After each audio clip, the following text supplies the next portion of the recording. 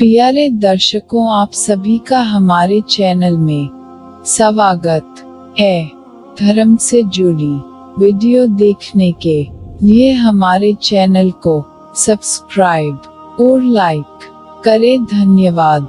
प्यारे दर्शकों, अगर आपने वीडियो का इससे पहला भाग नहीं देखा तो इस चैनल पर जाकर देखें। धन्यवाद।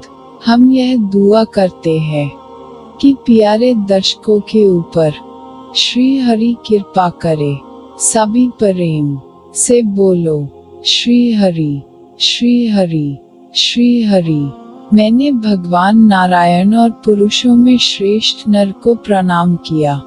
फिर व्यक्ति को देवी सरस्वती और व्यास के लिए जय मंत्र का जाप करना चाहिए।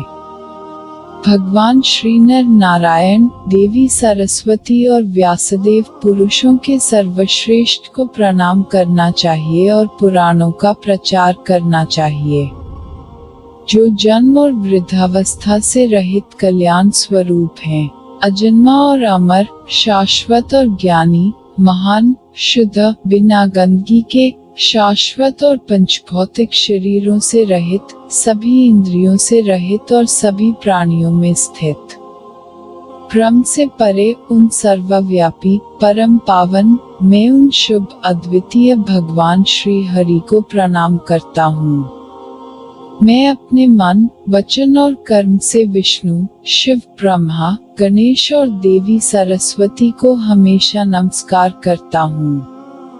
तारांकन। एक बार महान आत्मा सूत, जो सभी शास्त्रों में पारंगत, पुराणों में कुशल और शांत मन वाली थी, एक तीर्थ यात्रा के अवसर पर नैमिषारण्य में आई और खुद को एक पवित्र आसन पर बैठाया और भगवान विष्णु का ध्यान करने लगी। ऐसे क्रांतिकारी सन्यासी को देखकर नैमिषारण्य के शौनक जैसे ऋषियों ने उनकी पूजा की और उनकी स्तुति की और उनसे यह निवेदन किया। ऋषियों ने कहा, हे सूत जी, आप तो सब कुछ जानते हैं, इसलिए हम सब आपसे पूछते हैं कि देवताओं में सर्वश्रेष्ठ देव कौन है, ईश्वर कौन है और कौन पूज्य है, ध्यान करने के योग्य कौन है, इस जगत के सृष्टा, पालनकर्ता और संहर्ता कौन है, किनके द्वारा यह सनातन धर्म प्रवर्तित हो रहा है और दुष्टों के विनाशक कौन है, उन देव का कैसा स्वरूप है, किस प्रकार इस संपूर्ण जगत की सृष्टि हुई है, किन व्रतों का पालन करने से वे देव संतुष्ट होते हैं, किस योग के द्वारा उनको प्राप्त किया जा सकता है, उनके कितने अवतार हैं, उनकी वंश परंपरा कैसी है, वर्णाश्रमादि धर्मों के प्रवर्तक एवं रक्षक कौन है। हे महामते श्री सूत जी, इन सबको और अन्य विषयों को हमें बताएं तथा भगवान नारायण की सभी उत्तम कथाओं का वर्णन करें। सूत जी बोले, हे ऋषियों, मैं उस गरुड़ महापुराण का वर्णन करता हूँ, जो सारभूत और भगवान विष्णु की कथाओं से परिपूर्ण है। प्राचीन काल में इस पुराण को श्री गरुड़ जी ने कश्यप ऋषि को सुनाया था और मैंने इसे व्यास जी से सुना था। हे ऋषियों, भगवान नारायण ही सब देवों में श्रेष्ठ देव हैं। वे ही परमात्मा एवं परब्रह्म हैं।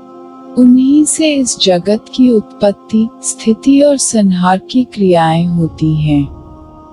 वे जरा मरण से रहित हैं। वे भगवान वासुदेव अजन्मा होते हुए भी जगत की रक्षा के लिए सनत कुमार आदि अनेक रूपों में अवतार ग्रहण करते हैं। हे ब्राह्मण, उन भगवान श्री हरि ने सबसे पहले कौमार सर्ग, सनत कुमार और अन्य के रूप में अवतार लिया और ब्रह्मचर्य का एक सख्त और अखंड व्रत रखा। दूसरे अवतार में उन्हीं यज्ञेश्वर श्री हरि ने संसार की स्थापना के लिए हिरण्याक्ष द्वारा रसातल में ले जाई गई पृथ्वी को बचाते हुए वराह का शरीर धारण किया। तीसरे ऋषि में छंद में देवर्षि नार के रूप में उतरते हुए उन्होंने सात्वत तंत्र नार पंचरात्र का विस्तार किया, जिसने निष्काम कर्म का परिचय दिया। चौथे नारायण अवतार में भगवान हरि ने धर्म की रक्षा के लिए घोर तपस्या की और देवताओं और राक्षसों द्वारा उनकी पूजा की गई। पांचवा अन्य उत्तरा, जो सिद्धों में श्रेष्ठ हैं और जिन्होंने सांख्य शास्त्र की शिक्षा दी, जो समय के प्रभाव में लुप्त हो गया है। छठे अवतार में भगवान नारायण महर्षि अत्रि की पत्नी अनसुया के गर्भ से दत्तात्रेय के रूप में अवतरित हुए और उन्होंने राजा अलक और प्रहलाद को आन्वीक्षिकी ब्रह्मा का विज्ञान पढ़ाया। सातवें अवतार में श्री नारायण ने इंद्र और अन्य देवताओं के साथ यज्ञ किया और उसी स्वयंभुव मनवंतर में वे यज्ञदेव के नाम से रुचि प्रजापति के पुत्र के रूप में आकुति के गर्भ से अवतरित हुए। आठवें अवतार में वे ऋषभदेव के नाम से भगवान विष्णु नाभि और मेरुदेवी के पुत्र के रूप में प्रकट हुए।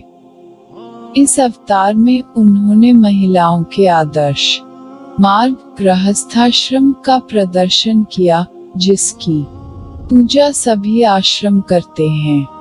ऋषियों की प्रार्थना से भगवान हरि ने 9वें अवतार में एक पार्थिव शरीर यानी पृथु का रूप धारण किया और गाय जैसी पृथ्वी से दूध के रूप में भोजन और अन्य महान जड़ी बूटियों का शोषण किया, इस प्रकार लोगों के जीवन की रक्षा करना। 10वें अवतार में उन्होंने मत्स्यावतार ग्रहण किया और चक्षुष मनवंतर के बाद आने वाले प्रलय काल में वैवस्वत मनु को पृथ्वी रूपी नौ में सुरक्षा प्रदान की।